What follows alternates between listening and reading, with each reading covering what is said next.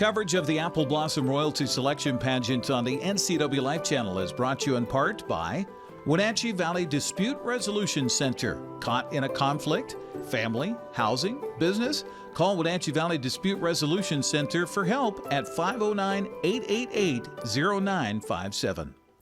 Well, thanks for joining us here on the NCWLIFE channel, getting a chance to introduce you to the top 10 candidates as we get ready for the Apple Blossom Royalty Selection Pageant coming up on Saturday with the pregame here on the NCWLIFE channel, our countdown to Coronation at 6 and the pageant at 7 o'clock. Now we welcome in Taylor Williams, who is the daughter of Michelle Voie and Brent Craig. Hi, Taylor. Hi. How are you? Good, I'm good. How are you? Good. So congratulations, first of all, on being in the top 10. Yes, thank you so much. So tell me about a little bit about yourself before we get into this whole question and answer thing from me. Well, a little bit about myself is I'm super involved in the community at school, I would say.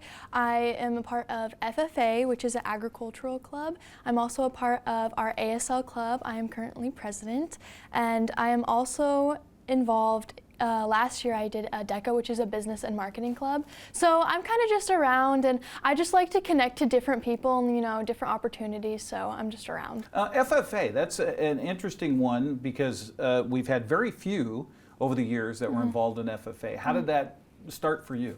So it started my freshman year. Actually, the first class I took in high school was agricultural biology. And one of the things that my ag teacher had mentioned in our kind of review for the year was FFA, because I think our ag teachers like to promote that once you take like an ag class, there's like these three main things. An ag class, FFA, and then our SE projects. So he really went into detail on what FFA is and what they do and, you know, what they offer. And I was really interested, so I went to that first meeting and I just fell in love with the community. And I have actually personally never been involved in the agricultural field. My stepdad does, he works for Bluebird, but personally not me. So over the years, growing with them has been so amazing. And most people think that you need to raise an animal to be an FFA, which is not true. Right, yeah, I thought you had to have a chicken or a pig or something like that. No, it wasn't until junior year where I started helping with the school's chickens, and I actually ended up raising a few of my own there. Why did you do this whole top 10 thing? Why did you try for this? Well, I think ever since I was little, I always kind of strived to be a leader. I wanted to be somebody people looked up to. And I remember going to past apple blossom festivals, and I remember waiting for that royalty float to go by. And once I saw them, I don't know what happened in little me, but I was just like, Mom, look, it's the royalty. And I would just see them with these big sparkly dresses on the big floats, and I just wanted to be like them, someone who inspired others. So I think as soon as my high school career started, that's when I really started to push myself out of my comfort zone, talking to new people, doing new things, new clubs. And then when Apple Blossom came around, I was so excited to sign up because this gives me the opportunity to hopefully be that inspiration for others. What did you think when you heard your name as a top 10? Oh my gosh, we were all back there, we were holding hands, and I was like, there's no way, there's no way. There's so many amazing young women that had tried, and I was like, you know what happens, happens. We all deserve to be here. We're here for a reason. And you know, when my name was called, I just couldn't believe it, because all this hard work, and now I just get this amazing opportunity to connect with the community. That's awesome. So you have a dog, right? I do have a dog. Okay, the dog's name is? Duke. Duke. And what is Duke? He is a mix between a bull terrier and something else. We're not completely sure because we did adopt him from the shelters. Okay. Yeah. All right. So how did Duke get his name? So honestly, I don't like his name. I think it's very basic. I mean, you had a chicken, Frank, but you probably had Duke. I like to name my animals really kind of masculine names there. I know, really. We were gonna name him. So we have a bigger dog named Sarge, and he's a mastiff, so he's pretty big. He's like 180 pounds. Wow. So we were gonna name Duke Tank, and I wanted to name him Taz, like Tasmanian Devil, something like that, to match his personality. But no, my family decided Duke, and I don't know where they got that creativity from. But Duke remains. But Duke remains. Duke is good. Duke. Okay. Do you think teenagers spend too much time on their phones? I think it can become a habit to kind of be codependent on your phone. I think with this new age of technology, it's a little bit different because that's how I communicate with a lot of people. I mean, I wasn't really taught like any other way really, you know, like sending letters and other things like that.